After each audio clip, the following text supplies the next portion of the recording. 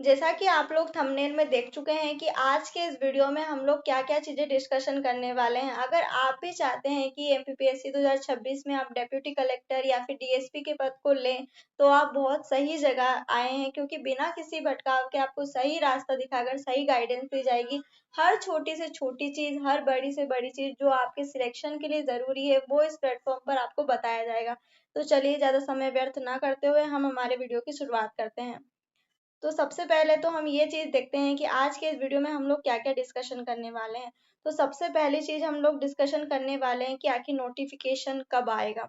दूसरी चीज़ कि कितने पद आएंगे, हम तैयारी तो कर रहे हैं लेकिन आखिर कितने पद आएंगे जिसके लिए हम तैयारी करें। आखिर क्या एलिजिबिलिटी चाहिए कि हम डेप्यूटी कलेक्टर या डीएसपी बन जाएं। एग्जाम पैटर्न क्या रहेगा, कितने स्टेजेस की एग्जाम होती है, ये चीज़ हम लोग देखेंगे। फाइनली फिर हम देखेंगे कि सबसे इम्पोर्टेंट चीज़ किसी भी एग्जाम में सिलेक्ट होने के लिए चाहिए होती है आपका सिलेबस। अगर आपने सिलेबस को अच्छे से डिकोड कर लिया तो आपने अपना आधा काम तो ऐसे ही अच्छे से कर लिया है। चलिए, सबसे इम्पोर्टेंट चीज़ है कि नोटिफिकेशन कब आएगा, कब हमारी एग्जाम होगी, कब हम एग्जाम देंगे, कब हम डेप्यूटी कलेक्टर बनेंगे। तो ज़्यादा से ज़्यादा जो पॉसिबिलिटी है हमारे नोटिफिकेशन आने की, वो है नवंबर के आखिरी वीक और दिसंबर के पहले वीक में। क्योंकि नोटिफिकेशन और एग्जाम में 3 महीने या 3.5 महीने का अंतर होता है। अगर नवंबर में नोटिफिकेशन आता है तो आपकी जो एग्जाम है वो जनवरी फरवरी में हो सकती है, लेकिन अगर दिसंबर में आता है तो फरवरी या मार्च में आपकी एग्जाम जा सकती है। लेकिन आपको फरवरी में मान के चलना है कि फरवरी में आपको एमपीपीएससी प्री 2026 देना है। अगर आप इस तरीके का माइंड से तैयार करके चलेंगे तो आपकी एग्जाम की तैयारी ज्यादा अच्छे से होगी। अब दूसरी ज़रूर चीज़ कि मैडम ठीक है, हम तैयारी भी कर रहे हैं, नोटिफिकेशन भी आ जाएगा, लेकिन अगर पद नहीं आएंगे तो हम लोग सिलेक्ट कैसे होंगे, क्योंकि इतना ज़्यादा कंपटीशन है।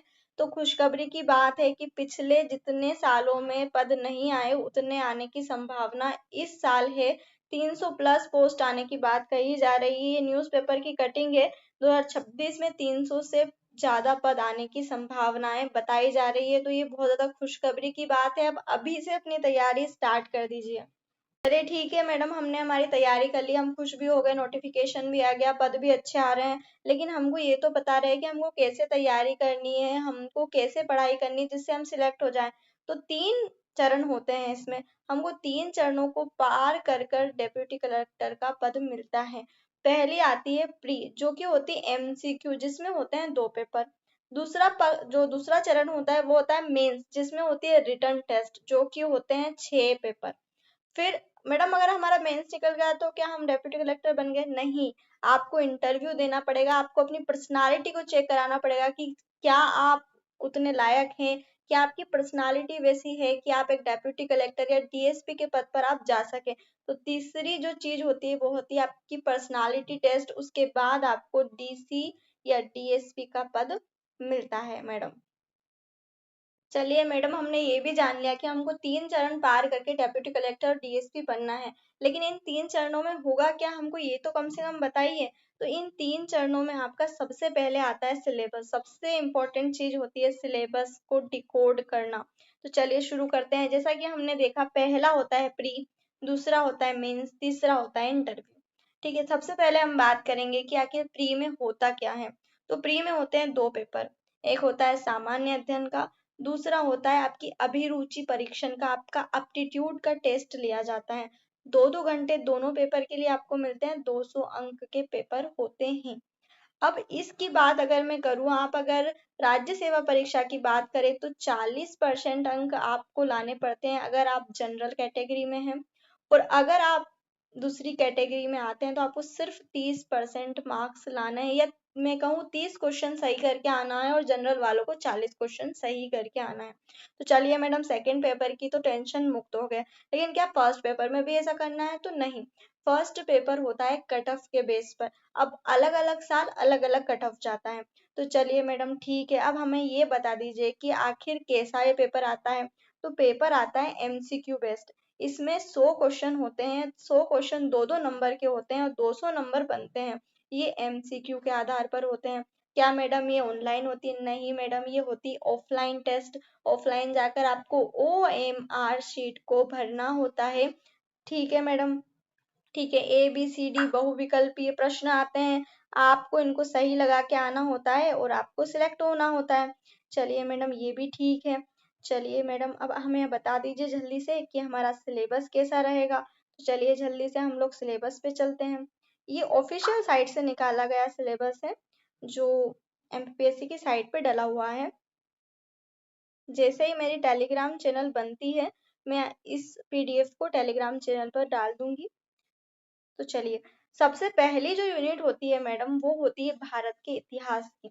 अब भारत के इतिहास में क्या क्या चीजें आती है मैडम, तो संकल्पना एवं विचार, भारतवर्ष, वेद, उपनिषद, आरण्यक, ब्रह्म ग्रंथ, षड दर्शन, स्मृति, ऋत सभा, गणतंत्र, वर्णाश्रम, पुरुषार्थ, ऋण संस्कार, पंच यज्ञ और कर्म का सिद्धांत, बोधिसत्व या तीर्थंकर आते हैं मैडम। ठीक है, तो क्या मैडम अब यहाँ ये कहाँ से पढ़े, तो जो अगला वीडियो मैं बनाऊंगी इसके बाद का, वो आपका होगा बुक लिस्ट का, कि आपको किस यूनिट को किस बुक से पढ़ना है, किस बुक से आपको MCQ लगाना है, जिससे आपका प्री बहुत ही आसानी से निकल जाए। ठीक है मैडम। फिर आता है हमारा प्राचीन कालीन और मध्यकालीन भारत का इतिहास। फिर आता है आपका जो मॉडर्न, हमारा मॉडर्न भारत का जो इतिहास है, वो चीज आती है। ठीक है मैडम। अब क्या इसमें भारत की चीज आती है, तो नहीं, ये MPPSC है तो इसमें MP की चीजें भी आएंगी मैडम। तो हमारा जो MP है उसके इतिहास, संस्कृति और साहित्य आता है। क्या क्या चीजें आती है इसमें, तो इसमें आता है हमारा राजवंश, हमारे स्वतंत्रता संग्राम ने MP का क्या योगदान रहा, वो चीज आती है। कला, स्थापत्य कला, बोलियां, जनजाति जो मध्य प्रदेश में पाई जाती है, उनके बारे में चीजें आती हैं। त्योहार, लोक संगीत, लोक कलाएं, लोक साहित्य आता है। साहित्यकार आते हैं, उनकी कृतियां आती हैं। धार्मिक, सांस्कृतिक और पुरातात्विक पर्यटन स्थल आते हैं। मध्य प्रदेश में विश्व धरोहर स्थल आते हैं और मध्य प्रदेश के प्रमुख जनजातीय व्यक्तित्व आते हैं। अब एक चीज यहाँ पर जो इंग्लिश मीडियम वाले बच्चे हैं, वो ये सोच रहे होंगे कि मैडम आप तो हिंदी मीडियम में बता रही है। तो बच्चों, कई सारी ऐसी चीजें हैं जो हिंदी मीडियम में दे रखी है, इंग्लिश मीडियम के सिलेबस में नहीं दे रखी है। ऐसा कई बार हो जाता है और हिंदी की PDF ज्यादा मान्य होती है। मैं हालांकि आपको इंग्लिश की PDF इसी के साथ अवेलेबल जरूर कराऊंगी और आपको मैं दिखा भी दूंगी इस वीडियो में, लेकिन हम हिंदी का सिलेबस ज्यादा अच्छे से डिस्कशन कर रहे हैं। ठीक है। क्या मैडम अब हमारे मध्य प्रदेश का जो है इतिहास ही आएगा, नहीं, भूगोल भी आएगा। तो अब भारत के भूगोल से चीजें आती हैं, हमारे पर्वत आते हैं, हमारे पठार आते हैं, हमारी नदियां आती हैं, हमारी झीलें आती हैं, जलवायु घटनाएं आती हैं हमारी, हमारा जो है प्राकृतिक संसाधन भी आते हैं, फसलें आती है, खाद्य सुरक्षा आता है, हरित क्रांति आता है, दूसरी हरित क्रांति की रणनीतियां आती हैं, ऊर्जा, प्राकृतिक खतरे, चक्रवात हमको पढ़ना पड़ता है, और 2011 की जो जनगणना है वो भी हमको पढ़नी पड़ती है मैडम। ठीक है, तो तीसरी यूनिट हमारी हो गई भारत की भूगोल की। तो क्या मैडम भारत का ही भूगोल आएगा क्या, नहीं, MPPSC तो MPPSC का भी भूगोल आएगा। तो चलिए हम MPPSC का भूगोल देखते हैं। तो ये रहा MP का भूगोल, मध्य प्रदेश का भूगोल। अब मध्य प्रदेश के भूगोल में क्या क्या चीज आएगी मैडम, तो वही सारी चीजें, वन आएंगे, पर्वत आएंगे, पठार आएंगे, जलवायु, तापमान, वर्षा आएगी, वही मिट्टियां, खनिज संसाधन, प्रमुख फसलें, जल संसाधन, सिंचाई और परियोजनाएं आएंगी, ऊर्जा के पारंपरिक स्रोत, गैर पारंपरिक स्रोत, मध्य प्रदेश के प्रमुख उद्योग आएंगे, और वही 2011 की मध्य प्रदेश की जनसंख्या वृद्धि, वितरण और घनत्व या नगरीकरण पूछा जाएगा। अब मैडम एक क्वेश्चन हमारे दिमाग में ये उठ रहा है कि क्वेश्चन कैसे आएंगे। अब हमने ये तो देख लिया कि सिलेबस कैसा है, क्या है, लेकिन हमें ये तो बताओ क्वेश्चन कैसे आएंगे। तो क्वेश्चन कैसे आएंगे, इसका उत्तर होता है प्रीवियस ईयर के क्वेश्चन पेपर्स। आपको जो प्रीवियस ईयर के क्वेश्चन पेपर है ना, वो देख के पता चलता है कि पेपर आखिर आता कैसे है। तो इस वीडियो के बाद में बनाऊंगी बुक लिस्ट का वीडियो, कि आखिर आपको किस यूनिट को किस बुक से पढ़ना है। फिर जो तीसरा वीडियो जो रहेगा वो रहेगा प्रीवियस ईयर के क्वेश्चन, प्रीवियस ईयर के 4 से 5 साल के जो क्वेश्चन पेपर है वो मैं आपको सॉल्व कराऊंगी। समय लगेगा, हालांकि इसमें भी समय लगेगा, बहुत सारे बच्चों को थोड़ा सा हो सकता है ये ऐसा लगे कि यार इतना बोरिंग लग रहा है, लेकिन ये बहुत सारी इंपॉर्टेंट चीजें जो दूसरे व्यक्ति आपको नहीं बताएंगे, वो मैं बता रही हूँ। चलिए 5वीं मिनट, तो क्या मैडम भूगोल ही भूगोल आएगा, तो नहीं, हमारी जो संवैधानिक व्यवस्थाएं हैं वो भी आएगी। क्या मैडम सिर्फ भारत का ही आएगा, नहीं, भारत और हमारे मध्य प्रदेश का भी संवैधानिक व्यवस्था आएगी। तो हमारी संविधान सभा कैसे बनी, कैसे संविधान बना, इससे क्वेश्चन आएंगे। संघीय कार्यपालिका, राष्ट्रपति और संसद पूछे जाएंगे। सर्वोच्च न्यायालय और न्यायिक व्यवस्था पूछी जाएगी, संवैधानिक संशोधन पूछे जाएंगे आपसे, मौलिक अधिकार, कर्तव्य और राज्य के नीति निर्देशक तत्व जिसको हम डीपीएसपी कहते हैं वो पूछे जाएंगे। संवैधानिक, अब ठीक है मैडम हमने भारत की देख ली, अब क्या मध्य प्रदेश की भी जो पॉलिटिकल चीजें हैं वो पूछी जाएगी? बिल्कुल पूछी जाएगी। आपसे मध्य प्रदेश के राज्यपालों के बारे में, मंत्रिमंडल, विधानसभा और उच्च न्यायालय के बारे में पूछा जाएगा। आपसे त्रिस्तरीय पंचायती राज और नगरीय प्रशासन व्यवस्था को पूछा जाएगा मैडम। मध्य प्रदेश में सुशासन पूछा जाएगा मैडम। अब हो सकता था कि मैं आपको ये पीडीएफ प्रोवाइड कर देती और कह देती कि अब आप पढ़ लीजिएगा कि प्री का ये सिलेबस है, मेंस का ये सिलेबस है, लेकिन मैं जो डिकोड इसको कर रही हूँ उसका कारण ये है कि हमें सबसे पहले हमारे दिमाग में हर लाइन सिलेबस की याद होनी चाहिए कि किसके पास क्या लिखा हुआ है और किसका कितना वेटेज होता है पेपर में। तो सबसे इम्पोर्टेंट चीज होता है आपको सिलेबस याद करना। तो क्या मैडम हमने ये देख लिया कि इतिहास आता है, भूगोल आता है, संवैधानिक व्यवस्था आती है, तो क्या अर्थव्यवस्था नहीं आती? बिल्कुल आती है। मध्य प्रदेश और भारत की अर्थव्यवस्था भी आती है। तो भारत जो अर्थव्यवस्था है उसमें मध्य प्रदेश की क्या स्थिति है मैडम, ये पूछा जाता है हमसे। जनसंख्या और मानवीय संसाधनों का विकास पूछा जाता है। शिक्षा, स्वास्थ्य और कौशल क्या स्थिति है हमारे मध्य प्रदेश में, इसके बारे में पूछा जाता है। मध्य प्रदेश में जो सतत विकास लक्ष्य है उसमें वो कितनी प्रगति कर पा रहा है, क्या रैंकिंग है, ये सारी चीजें हम लोग पढ़ेंगे एक एक करके। और बहुत ही आसानी से मैं 2 घंटे पढ़ाऊंगी रोज डेली। 2 घंटे के मेरे वीडियो आएंगे, अगर आप लोग उसको मिस नहीं करते हैं तो आपका प्री 2026 बिल्कुल भी नहीं रुकने वाला है। तो चलिए, मध्य प्रदेश में कृषि पूछा जाएगा, उद्योग पूछा जाएगा आपसे, एमएसएमई पूछा जाएगा और अधोसंरचना का विकास पूछा जाएगा। मैडम आत्मनिर्भर मध्य प्रदेश भी पूछा जाएगा, तो बिल्कुल पूछा जाएगा। एक जिला एक उत्पाद जिसको ओडीओपी कहा जाता है वो पूछा जाएगा, बिल्कुल पूछा जाएगा। आईपीआर पूछे जाएंगे क्या मैडम? बिल्कुल पूछे जाएंगे कि जो पेटेंट लिए जाते हैं वो कैसे लिया जाता है और कितने पेटेंट है हमारे देश में, सारी चीजें हम लोग पढ़ेंगे आगे चल के। भारतीय अर्थव्यवस्था की नवीन प्रवृत्तियां क्या है, ये पूछा जाएगा क्या मैडम? बिल्कुल पूछा जाएगा। कि भारत की जो कृषि है, उद्योग, सेवा क्षेत्र है, हमने पहले मध्य प्रदेश का पढ़ लिया, अब हमको भारत का भी तो पढ़ना पड़ेगा ना। अब ऐसी वित्तीय संस्थाएं हैं जो सारा वित्तीय चीजें देख रही हैं भारत की, उनके बारे में पूछा जाएगा क्या मैडम? तो मैं कहूंगी बिल्कुल पूछा जाएगा। रिजर्व बैंक, जो वाणिज्यिक बैंक है, सेबी है, और गैर बैंकिंग वित्तीय संस्थाएं जैसे एलआईसी हो गया या दूसरी जो चीजें हो गई वो भी पूछी जाएंगी। अब भारत की विदेशी व्यापार की नीतियां पूछी जाएगी, बिल्कुल पूछी जाएंगी। G20 जो हमारे भारत में हुआ था पिछले साल 2023 का, तो वो पूछा जाएगा क्या मैडम? बिल्कुल उसके बारे में पूछा जाएगा, वो हमको पढ़ना पड़ेगा। सार्क और एशियान जैसी संस्थाएं हैं वो पूछी जाएगी क्या मैडम? तो बिल्कुल ही पूछी जाएंगी। तो चलिए मैडम, इतना ही हो गया क्या सिलेबस? नहीं, 10 यूनिट है और हमको 10 यूनिट देखना है भैया, आज ही देखना है। तो क्या मैडम हमने ये देख लिया कि मतलब इतिहास आता है, ज्योग्राफी आती है और इकोनॉमिक और पॉलिटिकल चीजें आती है, तो क्या मैडम साइंस नहीं आता क्या? बिल्कुल आता है, साइंस की चीजें भी आपसे पूछी जाएगी, वरना साइंस हमसे नाराज ना हो जाए। तो साइंस के बारे में हम देखेंगे, तो साइंस के बारे में जब मैं देखती हूँ तो विज्ञान की प्रमुख शाखाओं का प्रारंभिक ज्ञान। अभी इससे क्वेश्चन अभी तक नहीं बना है, 2024 से जब से मतलब सिलेबस चेंज हुआ है तब से क्वेश्चन नहीं बना है। अब ये मुझे कैसे पता चला? कि मैंने प्रीवियस ईयर के क्वेश्चन पेपर देखे हैं और उससे मुझे पता चला कि इससे प्रश्न नहीं आते। ये चीजें आपको भी मैं सिखाऊंगी जब आप मेरी क्लास देखेंगे प्रीवियस ईयर क्वेश्चन पेपर की। तो क्या मैडम भारत के जो प्रमुख वैज्ञानिक संस्थान और उनकी उपलब्धियां नहीं आती क्या मैडम? बिल्कुल आती है। उपग्रह और अंतरिक्ष प्रौद्योगिकी, स्पेस की चीजें जो चल रही है करंट में, उससे प्रश्न पूछा जाता है, बिल्कुल पूछा जाता है। मानव शरीर संरचना, ये सबसे बड़ा टॉपिक रहेगा क्योंकि इसमें केवल एक चीज नहीं है, 10 चीजें। आपको डाइजेस्टिव सिस्टम भी पढ़ना है, आपको एक्सक्रीटरी सिस्टम भी पढ़ना है, सर्कुलेटरी सिस्टम पढ़ना है, रिप्रोडक्शन सिस्टम पढ़ना है, बहुत सारी चीजें पढ़नी है। अब न्यूट्रिशन हो गया, आहार हो गया, पोषण तत्व हो गया और कुपोषण हो गया, अनुवांशिक रोग हो गया, सिकल सेल एनीमिया हो गया, कारण, प्रभाव, निदान या कार्यक्रम हो गए, स्वास्थ्य नीति एवं कार्यक्रम हो गया, संक्रामक रोग, उनकी रोकथाम एवं स्वास्थ्य सूचक हो गया मैडम, सतत विकास की अवधारणा हो गया, एसडीजी हो गया। अब थोड़ी सी इंग्लिश मीडियम वालों को परेशानी हो रही होगी कि मैडम हम हिंदी हिंदी हमसे नहीं हो रहा, तो क्या करना है आपको, इतना तो हम लोग यार मध्य प्रदेश में रहने वाले लोग हैं, इतनी तो हमें हिंदी आनी चाहिए यार कि हम इन चीजों को समझ पाए। तो चलिए, और हमें हिंदी इसलिए भी आनी चाहिए क्योंकि हमारा जो 5वां पेपर होने वाला है और छठा पेपर होने वाला है वो हमारा हिंदी में होने वाला है। और हिंदी, ये जो 4 पेपर आप करोगे ना मेंस के पहले, इसी से प्रश्न बनने हैं, तो आपको हिंदी इतनी तो आनी चाहिए। क्या मैडम हमने विज्ञान देख लिया तो क्या पर्यावरण नहीं पूछेगा? पूछेगा क्या? तो बिल्कुल पूछेगा। पर्यावरणीय कारक क्या है, पारिस्थितिक तंत्र क्या है, जैव विविधता क्या है, प्रदूषण, प्राकृतिक आपदाएं और प्रबंधन के बारे में भी मैडम पूछा जाएगा।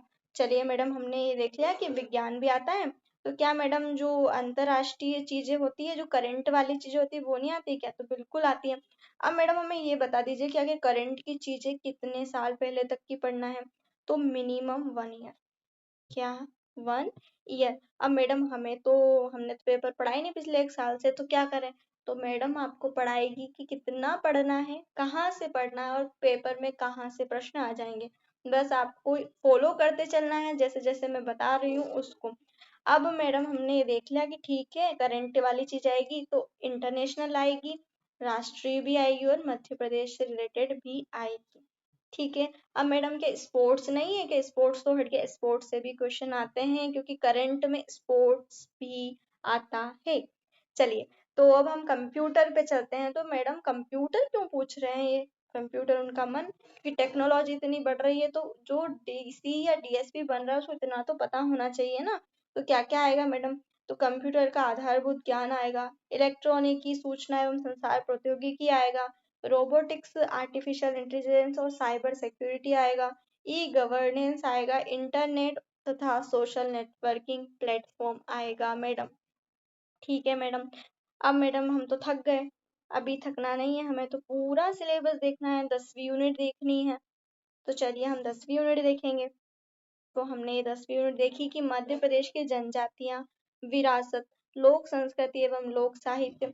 अब ये जो यूनिट है ना, ये सबसे ज्यादा मार्क वाली है, आप सबसे ज्यादा मार्क्स इसमें ला सकते हैं क्योंकि एक छोटी यूनिट कह सकती हूँ मैं इसको, क्योंकि 7 बड़ी बड़ी जो जनजातियां हैं उनके बारे में आपको ज्यादा पढ़ना है। और इसमें जो चीजें हैं वो इजीली याद होने वाली हैं। जैसे आपने लोक संस्कृति, लोक साहित्य सेकेंड यूनिट में आप पढ़ ही लोगे। ठीक है। अब जो जन स्वतंत्रता आंदोलन में योगदान जो है ना मध्य प्रदेश का, वो आप पहले पढ़ चुके रहोगे, बस आपको जनजातियों के परिप्रेक्ष्य में पढ़ना रहेगा। ठीक है। संस्थान भी आप सेकेंड यूनिट में चुके होगे, बस आपको जनजातियों से रिलेटेड एक जो नहीं होता, छान लोगे आप उन छोट 2-3 जो संस्थान लोगे वो आपको पढ़ना पड़ेगा। संग्रहालय या फिर प्रकाशन आपको पढ़ना पड़ेगा। तो ये आप दो दूसरी यूनिट में पढ़ के एक बार आओगे, ये वाली चीज भी आप दूसरी यूनिट में पढ़ के आओगे। तो क्या मैडम हमको इस यूनिट में कुछ पढ़ना ही नहीं है? बिल्कुल पढ़ना है, आपको पढ़नी है ये वाली चीजें, कि प्रमुख जनजातियां, घुमंतु जनजाति और उनसे रिलेटेड योजनाएं आपको पढ़नी रहेगी। आपको उनसे रिलेटेड संवैधानिक प्रावधान पढ़ने पड़ेंगे। हालांकि ये चीज भी आप जो हमारी पॉलिटी वाली यूनिट है उसमें कुछ चीजें पढ़ के आओगे, लेकिन आपको जनजातियों के परिप्रेक्ष्य में पढ़ना पड़ेगा। तो चलिए, हमारा जो प्री का सिलेबस है वो हिंदी मीडियम के हिसाब से कंप्लीट होता है। अब इंग्लिश मीडियम वालों के लिए मैं शुरू करती हूँ, फिर हम मेंस का सिलेबस डिस्कशन करेंगे। मैडम हम दूसरे पेपर का जो सिलेबस है वो देखेंगे भी नहीं क्या? बिल्कुल देख लेते हैं और फिर हम आगे बढ़ते हैं। इसमें आपसे पूछी जाएगी बोधगम्यता, इसमें आपसे पूछा जाएगा जीवन शैली प्रतिबल। बहुत इजी पेपर आता है, आप बहुत आराम से इसको क्लियर कर लेंगे अगर आप केवल जो हमारा राज्य सेवा परीक्षा दोगे तो आप आराम से इसको क्लियर कर लोगे, क्योंकि बहुत कम अंक लाना होता है और आपकी बुद्धिमत्ता इतनी तो है कि आप इसको क्लियर कर सकते हो। आधारभूत जो गणित के प्रश्न होते हैं 10वीं कक्षा के स्तर का आता है और आप बहुत आराम से कर लेते हो। तार्किक कौशल, विश्लेषणात्मक क्षमता, निर्णय लेना, समस्या समाधान और सामान्य मानसिक योग्यता और हिंदी भाषा के प्रश्न 10वीं लेवल के आपसे पूछे जाते हैं। 10वीं का स्तर जो होता है ना हर बच्चे को होता है, और हम इतना तो पढ़ चुके हैं कि हम 10वीं के लेवल की चीजें इजीली कर पाए। ठीक है। इसकी क्या हमको ज्यादा मेहनत करनी है क्या मैडम? नहीं, आपको 1 या 2 एफएलटी लगा लेनी है टेस्ट सीरीज में और ये प्रश्न पत्र आपका आराम से हो जाएगा।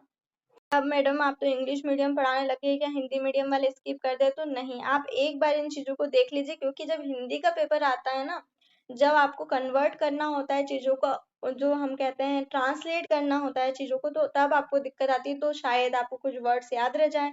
तो चलिए शुरू करते हैं। भारतवर्ष, वेद, उपनिषद, आरण्यक, ये सारी चीजें तो वो हिंदी की है, बस आप इसको मैं इंग्लिश में पढ़ दूंगी तो उससे कुछ होना नहीं है।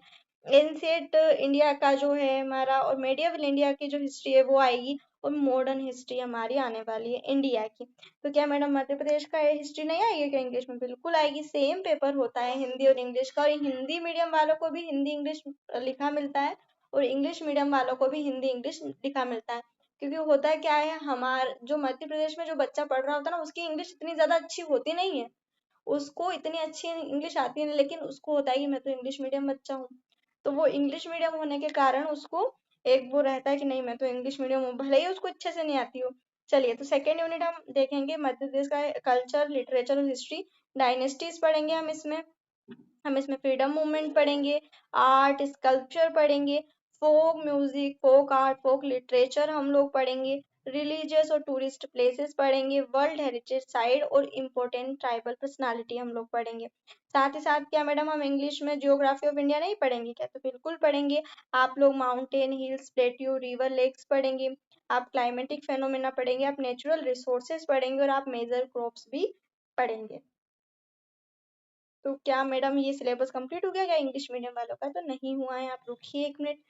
आप कन्वेंशनल और non conventional sources of energy पढ़ेंगे, आप नेचुरल हजार्ड्स पढ़ेंगे, आप डिजास्टर इन इंडिया पढ़ेंगे, आप मेजर साइक्लोन्स पढ़ेंगे इंडिया में, और पॉपुलेशन ग्रोथ 2011 की जनसंख्या के अनुसार आप पढ़ेंगे। आप फॉरेस्ट पढ़ेंगे एमपी के, climate, natural resources, major crops, conventional और non conventional source of energy, major industries और पॉपुलेशन ग्रोथ आप लोग पढ़ेंगे। चलिए, तो हम आगे बढ़ते हैं। Constitutional system of India and Madhya Pradesh. तो क्या आप मैडम जो हिंदी में हमने देखा वो चीजें इंग्लिश में भी पढ़ेंगे क्या? तो बिल्कुल, आप कॉन्स्टिट्यूशन असेंबली पढ़ेंगे, प्रेसिडेंट और पार्लियामेंट पढ़ेंगे, सुप्रीम कोर्ट और जो हाई कोर्ट है वो पढ़ेंगे आप लोग, कॉन्स्टिट्यूशनल अमेंडमेंट पढ़ेंगे आप लोग, फंडामेंटल राइट, फंडामेंटल ड्यूटीज और डीपीएसपी पढ़ेंगे आप लोग कमीशंस पढ़ेंगे, आप लोग जो मध्य प्रदेश का गवर्नर है, कैबिनेट है, जो हमारा हाई कोर्ट है, वो चीजें पढ़ेंगे। क्या लोकल लेवल पे एडमिनिस्ट्रेशन पढ़ेंगे मैडम? हम बिल्कुल 3 टायर पंचायती राज और सिविल एडमिनिस्ट्रेशन सिस्टम पढ़ेंगे। हर साल पंचायती राज सिस्टम से क्वेश्चन बन रहा है। गुड गवर्नेंस हम पढ़ेंगे। अब मुझे कैसे पता चला कि हर साल बन रहा है? क्योंकि मैं पेपर देख रही हूँ, वो आपको अगले वीडियो में देखना पड़ेगा। ठीक है, अब हम नेक्स्ट पढ़ रहे हैं कि इकोनॉमी ऑफ इंडिया और एमपी। तो क्या मैडम इकोनॉमी ऑफ इंडिया और एमपी पढ़ना पड़ेगा क्या? तो बिल्कुल आपको इंग्लिश मीडियम में भी पढ़ना पड़ेगा। तो क्या मैडम आप इंग्लिश मीडियम में पढ़ाएंगे क्या? देखो, मैं हिंदी मीडियम को भी ऐसे पढ़ाऊंगी कि इंग्लिश मीडियम वाला बच्चा पढ़ सके, और इंग्लिश मीडियम वालों को ऐसे पढ़ाऊंगी कि हिंदी मीडियम वाला बच्चा पढ़ सके। तो आपको बिल्कुल भी कोई भी दिक्कत नहीं आने वाली है। Current situation of MP in Indian economy देखिए। अब करेंट की स्पेलिंग गलत है, इनको बोलेंगे अपन कि करेंट की स्पेलिंग सही लिखा लिखा करिए आप। पॉपुलेशन एंड ह्यूमन रिसोर्सेज हम लोग पढ़ेंगे, एसडीजी पढ़ेंगे, सस्टेनेबल डेवलपमेंट गोल्स हम पढ़ेंगे, हम लोग agriculture, industry, MSME, infrastructure development MP में पढ़ेंगे, सेल्फ रिलायंट एमपी या आत्मनिर्भर मध्य प्रदेश पढ़ेंगे, ओडीओपी जैसा मैंने आपको बताया था वो हम पढ़ेंगे, आईपीआर पढ़ेंगे हम लोग। रिसेंट ट्रेंड्स क्या चल रहे हैं, जो करंट ट्रेंड्स है ना, हम लोगों को इस यूनिट के लिए जो हमारा आर्थिक सर्वेक्षण आता है वो हमको पढ़ना पड़ेगा। वो जब आर्थिक सर्वेक्षण आएगा तो मैडम आपको पढ़ाएगी क्या? बिल्कुल आपको मैडम पढ़ाएगी। बस आपको क्या करना है, जैसा जैसा मैडम कहती जा रही है उस चीज को फॉलो करते जाना है। बाकी आपकी एग्जाम निकलाने की जिम्मेदारी किसकी है? मैडम की है। चलिए, प्रोग्रेस ऑफ आईपीआर पढ़ेंगे हम लोग, रिसेंट ट्रेंड्स पढ़ेंगे, financial institution, RBI, commercial bank, SEBI, non banking financial institution और फॉरेन ट्रेड पॉलिसीज हम लोग पढ़ेंगे। ठीक है, अब हम नेक्स्ट स्लाइड्स पे चलते हैं जल्दी जल्दी क्योंकि समय जा रहा है। साइंस हम पढ़ेंगे क्या? बिल्कुल पढ़ेंगे।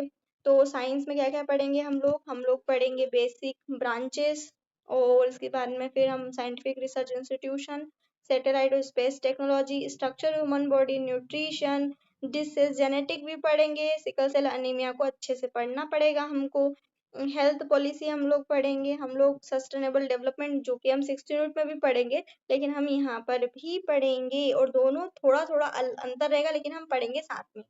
एसडीजी जब मैं आपको पढ़ाऊंगी ना, तो मैं आपको अलग अलग 2 यूनिट में अलग अलग नहीं पढ़ाऊंगी, आपको एक साथ पढ़ना पड़ेगा।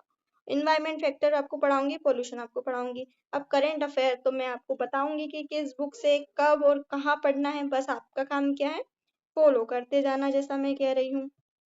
फिर हम मैम कंप्यूटर भी पढ़ेंगे क्या इंग्लिश मीडियम में? तो बिल्कुल मैम, आपको कंप्यूटर पढ़ना पड़ेगा।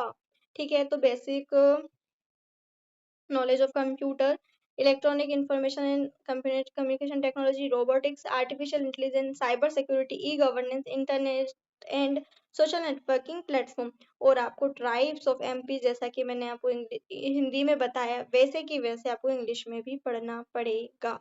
ठीक है, तो चलिए अब हम लोग क्या करते हैं, मेंस का सिलेबस देख लेते हैं एक बार। हालांकि ये वीडियो बड़ा अगर हो जाएगा तो मैं आपको सेकेंड पार्ट अवेलेबल कराऊंगी कि जो हमारा मेंस का सिलेबस है वो, तो आप वो सेकेंड पार्ट सिलेबस डिस्कशन का जरूर देख लीजिएगा।